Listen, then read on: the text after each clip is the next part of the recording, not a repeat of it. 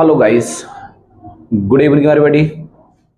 आज हम लोग सिंथेसिस का टॉपिक कॉम्प्लेक्स सेंटेंस और कॉम्प्लेक्स सेंटेंस को भी आप कहोगे एडवर्ब क्लॉज का प्रयोग करके। कॉम्प्लेक्स सेंटेंस तो हम तीन प्रकार से बना सकते हैं, नाउन क्लॉज का प्रयोग करके भी बना सकते हैं, एडजेक्टिव क्लॉज का प्रयोग करके बना सकते हैं और वो हम बना भी चुके हैं। ओके, नाउन क्लॉज के तरीके से सीख चुके हैं, एडजेक्टिव क्लॉज के तरीके से भी, और अब हम सीखेंगे एडवर्ब क्लॉज के तरीके से किस प्रकार आप दो सेंटेंस को मिलाकर के कॉम्प्लेक्स बना सकते हो। अच्छा, कॉम्प्लेक्स सेंटेंस एडवर्ब क्लॉज के माध्यम से बनाना है तो एडवर्ब क्लॉज के बारे में थोड़ी सी जानकारी आपको होनी चाहिए कि एडवर्ब क्लॉज क्या करता है। 9 प्रकार के ये शब्दों को हमें दर्शाता है और वो 9 प्रकार के शब्द क्या करते हैं, वो 9 प्रकार के ही वाक्यों को जोड़ने का कार्य करते हैं। अब वो शब्द क्या है, देखो, एक तो ऐसे शब्द जो क्या करते हैं, आप कहोगे टाइम को बताते हैं, तो टाइम रिप्रेजेंटिंग वर्ड जो समय को दर्शाने वाले शब्द हैं, तो समय को दर्शाने के लिए कुछ इस टाइप के वर्ड हैं जो समय को बताते हैं, जैसे आप कहोगे when, whenever, after, before, till, until, since, as long as, while, as soon as. अच्छा, ये सभी शब्द अपने आप में किसको दर्शाएंगे, तो आप कहोगे टाइम को दर्शाने वाले शब्द हैं। व्हेन को आप कहोगे जब, या फिर आप कह सकते हो कब। अच्छा, व्हेन एवर आप समझते, देखो ये वर्ड तो अपना वही, व्हेन को हमने एडजेक्टिव रखा है, यहां हमने क्या जोड़ा, एवर, तो ये भी आप समझ लो कि हम लोग एवर क्यों जोड़ते हैं। अच्छा, ये भी देखो प्लेस है, वेयर, वेयर एवर। कई बार आप लोग देखते होंगे कि हम जितने भी जो क्वेश्चन वर्ड है ना, उनमें हम कहीं ना कहीं एवर का यूज जोड़ लेते हैं, एवर शब्द को जोड़ लेते हैं। तो एवर क्या बताता है भाई, एवर शब्द जो है ना, मान लो जैसे अगर मैं आपसे क्वेश्चन करता हूं व्हेन से, मैंने कहा when do you get up, आप कब जागते हो, तो जाहिर सी बात है आप मुझे कोई ना कोई क्या करोगे, एक पार्टिकुलर टाइम बताओगे, यानी कि एक निश्चित आप क्या बताने वाले मेरे को, कोई टाइम बताओगे निश्चित। लेकिन जब आपको टाइम ही निश्चित नहीं करना, यानी अनिश्चित समय की बात करनी है, मान लो मैं कहूं आप कितने बजे आना चाहोगे, तुमने कहा सर कभी भी आ जाएंगे, तो बताओ कभी भी इसमें कोई समय निश्चित हुआ, नहीं हुआ। ओके, जब कोई समय निश्चित नहीं हुआ, यानी कि कोई भी पार्टिकुलर समय की बात हुई नहीं, जब चीजें अनिश्चित हो जाती हैं, तो जब कोई चीजें अनिश्चित होती हैं तो अनिश्चित चीज को बताने के लिए ही हम लोग क्या जोड़ते हैं, आप कहोगे एवर जोड़ देते हैं उस वर्ड में। और क्या बनाने के लिए जोड़ते हैं, तो आप कहोगे इंडेफिनिट, अनिश्चित। किसी भी चीज को अनिश्चित जवाब देना है तो आप क्या करोगे, उस क्वेश्चन वर्ड के साथ में एवर जोड़ दोगे। जैसे मान लो मैं कहता हूं where, where do you live, आप कहाँ रहते हो, तो आप वेयर का जवाब दोगे मुझे, यानी कि कोई ना कोई आप मुझे प्लेस बताओगे।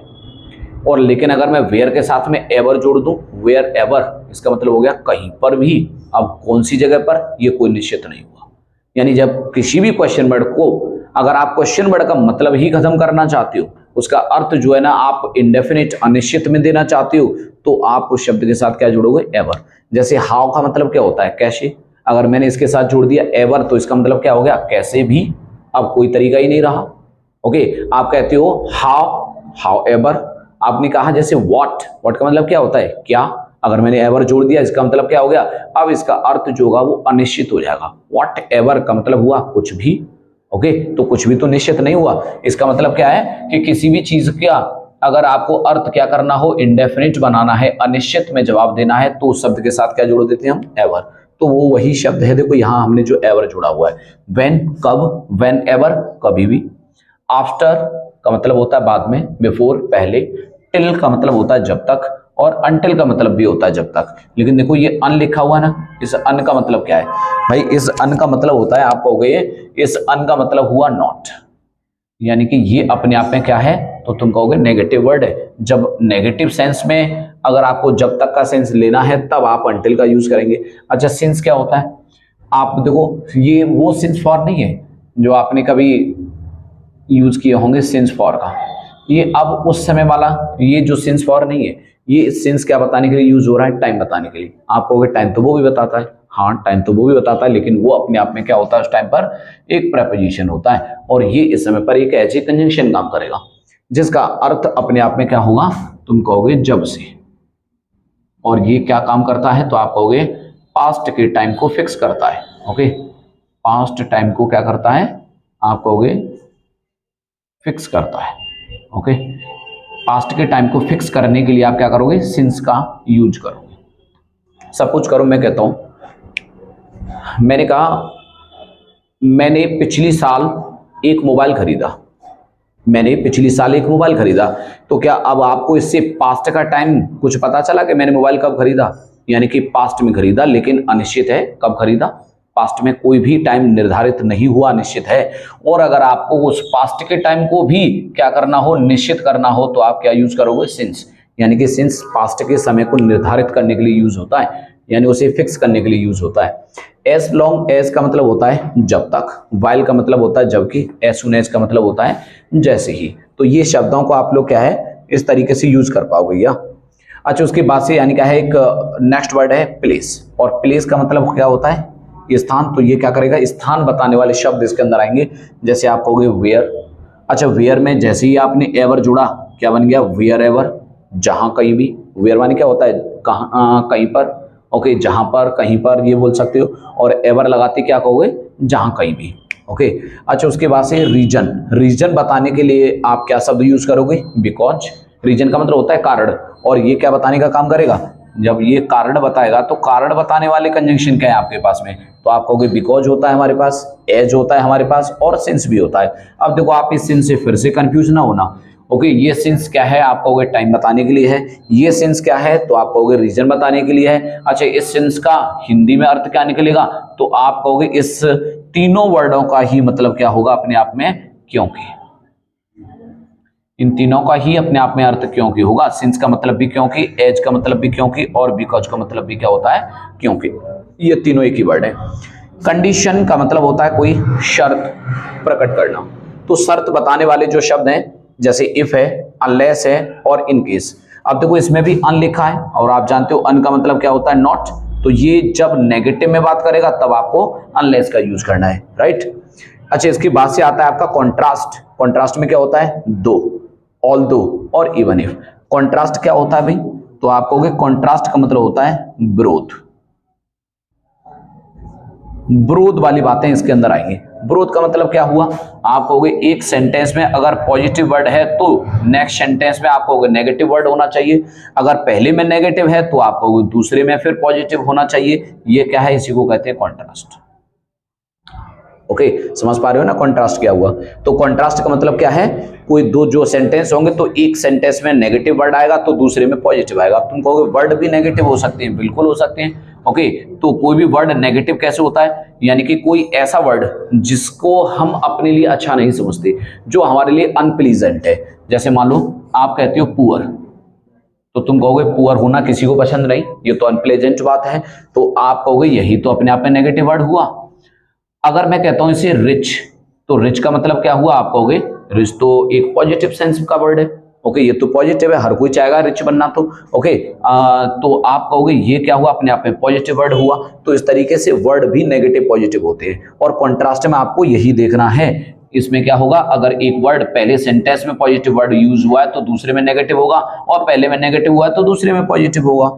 कटिंग। तो कॉन्ट्रास्ट बताने के लिए आपके पास कंजंक्शन क्या क्या हो सकते हैं? तो आप कहोगे दो, ऑल दो।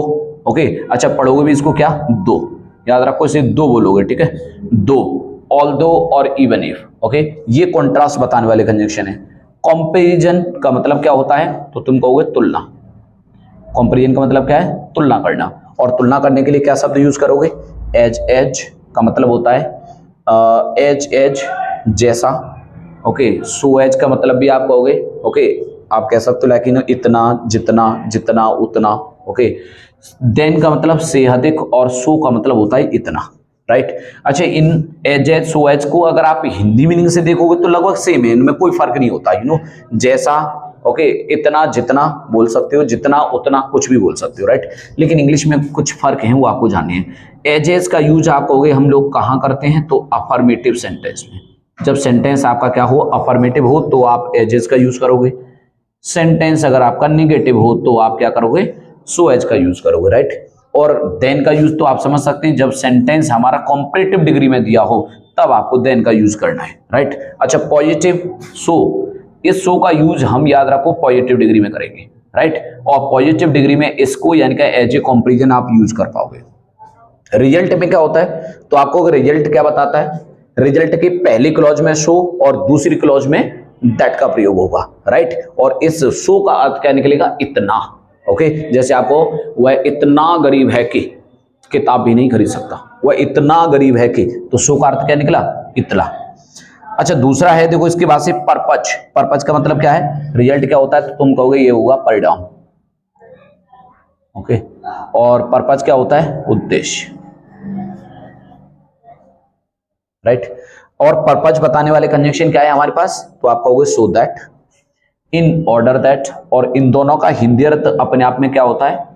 ताकि, राइट। तो दोनों का हिंदी अर्थ क्या है? सो दैट का भी और इन ऑर्डर दैट, दोनों को हिंदी में क्या कहोगे? ताकि। अच्छा, लेस्ट। लेस्ट ये एक आप कहोगे काफी इंटरेस्टिंग वर्ड है, और लेस्ट का हिंदी अर्थ क्या होगा? कहीं ऐसा ना हो के, यानी इसका मतलब ये वर्ड अपने आप में देखो ना हो के, तो इसका मतलब क्या है? ये शब्द अपने आप में खुद में क्या हुआ? एक नेगेटिव वर्ड है, और नेगेटिव वर्ड का मतलब क्या हुआ? आप कहोगे इसके बाद नॉट का प्रयोग सेंटेंस में नहीं होना चाहिए। दूसरी बात क्या करोगे? लेस्ट के बाद हमेशा उस सेंटेंस में शुड ही लिखा जाएगा, यानी हेल्पिंग वर्ब शुड ही होनी चाहिए, सेंटेंस में नॉट का यूज नहीं होना चाहिए। अच्छा, आगे जो वर्ब आएगी वो भी कैसी होनी चाहिए? तो तुम कहोगे वर्ब भी नेगेटिव आनी चाहिए। नेगेटिव कैसे? जैसे अभी मैंने नेगेटिव वर्ड बताया ना, पुअर क्या है? नेगेटिव वर्ड है। रिच क्या पॉजिटिव वर्ड है। ऐसी वर्ब भी नेगेटिव होनी चाहिए, राइट। तो लेस्ट की बात आप चीजों को ध्यान रखोगे। लेस्ट का हिंदी अर्थ क्या होता है? कहीं ऐसा ना हो कि। ये लेस्ट के बाद हमेशा क्या लिखा जाएगा? तो तुम कहोगे शुड लिखा जाएगा। नॉट का यूज सेंटेंस में नहीं करना। वर्ब जो लिखी जाएगी वो कैसी होनी चाहिए? नेगेटिव होनी चाहिए, पॉजिटिव यूज नहीं करोगे। उसके बाद है मैनर। मैनर का मतलब क्या होता है? किसी भी काम को करने का आप कहोगे तरीका, मेथड, राइट। किसी भी काम को करने का तरीका, किसी काम को करने का ढंग क्या होता है? तो इसके लिए कंजंक्शन आप क्या यूज करोगे? एज और सो फार एज। ओके, इसका अर्थ अपने आप में यहाँ एज का क्या होगा? जैसा कि। ओके, तो ये कुछ कंजंक्शन है जो आपको कॉम्प्लेक्स बनाने में मदद करेंगे। अब ये कंजंक्शन हमने पढ़ लिए हैं, अब इसके माध्यम से देखो कुछ हम एग्जाम्पल देखते हैं और कैसे आप इन्हें यूज कर पाओगे। ओके, अच्छा, कुछ एग्जाम्पल्स हैं और इन्हें हम लोग चेक करेंगे, देखेंगे किस प्रकार से आप इन्हें चेंज कर सकते हो। ओके, देखो सिंपल सेंटेंस लिखे हुए हैं। I waited for my friend. Okay, I waited for my friend, I waited till his arrival. मैंने अपने मित्र का इंतजार किया। आई वेटेड, मैंने इंतजार किया, टिल हिज अराइवल, उसके आने तक। ओके, तो अब देखो इसमें किस प्रकार से आप सेंटेंस को कनेक्ट करोगे। तो आप कहोगे I waited for my friend. अब देखो वैसे भी आपने देखा हम लोग अब तक जो सेंटेंस बना रहे थे तो वो किसके आधार पर बना रहे थे? रिपीटेशन। देखो रिपीटेशन है कि नहीं? देखो रिपीटेशन है कि नहीं? Waited waited. अब ये क्या है? ये तो रिपीटेशन नहीं है, तो आप क्या लिखोगे? टिल। ओके, अच्छा, ये टिल अपने आप में एक कंजंक्शन है, और कंजंक्शन के बाद से याद रखो हमें क्या चाहिए? एक सब्जेक्ट चाहिए। तो मैं इस हिज को, हिज कौन सा केस है? आप कहोगे पॉजेसिव। इसको सब्जेक्ट में चेंज करोगे तो क्या बनेगा? ये ही। अब देखो ये टेंस इधर देखोगे आप, वेटेड कौन सा टेंस हुआ? आप कहोगे पास्ट। ये याद रखोगे, अगर इधर का टेंस पास्ट का है तो इधर का टेंस भी क्या चाहिए आपको? पास्ट चाहिए। और जब टेंस को पास्ट बनाओगे तो इस अराइवल को आप क्या बना दोगे? वर्ब बना दोगे। और वर्ब बनाओगे तो अराइव को वर्ब बनाओगे तो क्या बनेगा? अराइव्ड। और पास्ट करोगे तो क्या बन जाएगा? अराइव्ड। तो सेंटेंस क्या बन के आया? I waited for my friend till he arrived. देखो चीजों को समझने का प्रयास करें। I waited for Ramgopal. I waited, अच्छा ये वाला आई, इस आई का क्या है? रिपीटेशन ही तो है, हटा दिया मैंने। वेटेड आप कहोगे इस वेटेड का रिपीटेशन ही तो है, हटा दिया मैंने। ये तो रिपीटेशन नहीं है, इसलिए मैंने इसको लिख लिया।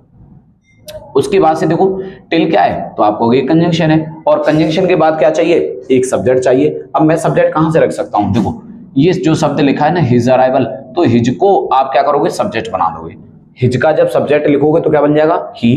अब आपको मालूम है कि वेटेड इधर किस में लिखा हुआ टेंस है? पास्ट का है, तो इसके बाद वाला भी किस में लिखा जाएगा? पास्ट में लिखा जाएगा। तो अराइवल को पास्ट बनाओगे तो क्या बनेगा? अराइव्ड। यानी पहले तो अराइवल अपने आप में जो एक एडजेक्टिव है, इसे आप क्या बनाओगे? वर्ब में चेंज करो, और फिर वर्ब में चेंज करने के बाद उसे सेकंड फॉर्म बना दो। आपका सेंटेंस तैयार हुआ। Next sentence, Sita is beautiful. Okay, Sita is beautiful, Gita is equally beautiful. मतलब क्या हुआ?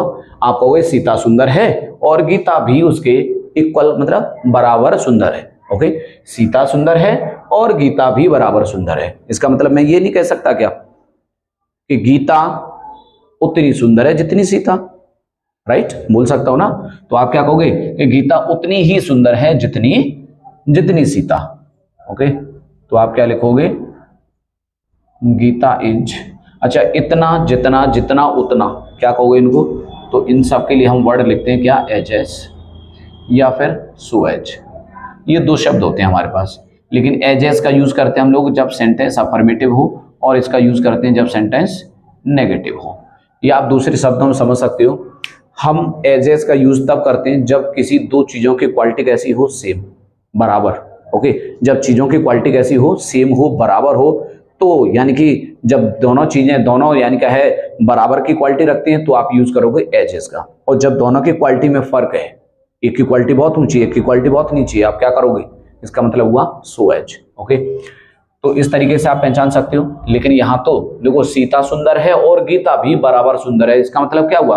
दोनों की क्वालिटी सेम है, और जब दोनों की क्वालिटी सेम है तो सेंटेंस में मैं क्या यूज कर सकता हूं? एज। तो आप क्या लिखोगे? Gita is as beautiful. Okay, as beautiful, और एज लिख करके जो सब्जेक्ट इधर है वो आप यहां पर लिखो, एज सीता। और ये तुम चाहो तो इतना ही रख सकते हो, और चाहो तो आप इज का भी यूज कर सकते हो। ओके, तो सेंटेंस क्या बनेगा? Gita is as beautiful as Sita is. Okay, next sentence है, देखो, do it I instruct you. Instruct का मतलब होता है किसी को निर्देश देना, कहना, समझाना। ओके, डू इट, इसे करो। आई इंस्ट्रक्ट यू, मैं तुम्हें उपदेश देता हूं, मैं तुम्हें निर्देश देता हूं।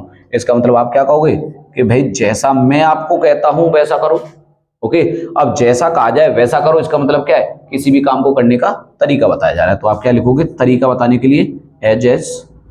तो डू इट क्या लिखोगे? एज, या फिर सो फार एज, दो होते हैं ना, मैनर में भी हमने पढ़ा। डू इट एज, और क्या लिखोगे? आई इंस्ट्रक्ट यू। नेक्स्ट सेंटेंस है, देखो, ही इज लेजी। कैसा है वो? लेजी है। ही इज इंटेलिजेंट, अच्छा वो इंटेलिजेंट भी है। तो आप क्या कहोगे? देखो, लेजी है और इंटेलिजेंट है। भाई लेजी होना तो अपने आप में क्या कहोगे? नेगेटिव क्वालिटी है, ये तो नेगेटिव क्वालिटी हुई। लेकिन इंटेलिजेंट होना अपने आप में पॉजिटिव क्वालिटी है। ओके, और एक सेंटेंस में नेगेटिव और एक सेंटेंस में पॉजिटिव क्वालिटी दे रखी है, इसका मतलब क्या हुआ? आप कहोगे कॉन्ट्रास्ट। और कॉन्ट्रास्ट बताने के लिए हम क्या कंजक्शन पढ़े थे अभी? तो आप कहोगे दो, या फिर क्या लिखोगे? ऑल दो। तो दो या फिर ऑल दो। ओके, इनमें से कोई भी एक शब्द आप क्या कर सकते हो? इन दो सेंटेंस को जोड़ने के लिए लगा सकते हो। तो आप क्या लिखोगे? दो ही इज लेजी। ओके, अच्छा देखो, एक पॉइंट और याद रखेंगे, दो और ऑल दो, इनके बाद में या तो आप यहां पर कॉमा लगा दीजिएगा। ओके, और ये आगे जो भी है ना वो लिख दो आगे, ही इज इंटेलिजेंट। या फिर आप क्या कर सकते हो? या तो आप यहां पे कॉमा लगा दीजिए, या फिर आप यहां पर यट भी लिख सकते हो, राइट? लेकिन कभी बट नहीं लिखते, ध्यान रखिए। नेक्स्ट सेंटेंस है, do not work too much. इतना अधिक काम मत करो। आगे लिखा है, you will lose your health. तुम्हारा जो स्वास्थ्य है ना वो क्या हो जाएगा? वो खराब हो जाएगा। तो देखो, इसमें एक क्या बताया जा रहा है? तो तुम कहोगे इसमें शर्त रखी जा रही है, कंडीशन को रिप्रेजेंट किया जा रहा है कि भाई इतना अधिक काम मत करो, तुम्हारा स्वास्थ्य खराब हो जाएगा। तो आप कैसे दोनों को मिलाकर बोल सकते हो? अगर तुम, यदि तुम अधिक काम करोगे तो तुम्हारा स्वास्थ्य खराब हो जाएगा। इसका मतलब यदि। तो यदि का मतलब क्या हुआ? आप क्या कहोगे? इफ। तो सेंटेंस बनेगा, if you work too much. अगर आप बहुत अधिक काम करोगे। अब तो इसमें आप इसे क्या करोगे? ये आप सेम रखो, यू विल लूज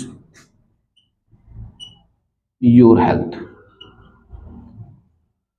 तो आपने देखा भाई, जिस प्रकार का सेंटेंस है उसी प्रकार का हमको क्या करना है? एक कनेक्टिव वर्ड, जो अभी अभी हमने शब्द पढ़े उनमें से एक कोई कनेक्टिव वर्ड लेकर के और इन शब्दों को जोड़ने का प्रयास करना है। बड़ी इजीली आप कर पाओगे, और इस प्रकार से आपके कॉम्प्लेक्स सेंटेंस भी कंप्लीट हो जाएगा। और आप लोग भी यानी कि एक्सरसाइज लगा करके देखो, सेंटेंस बना के देखो।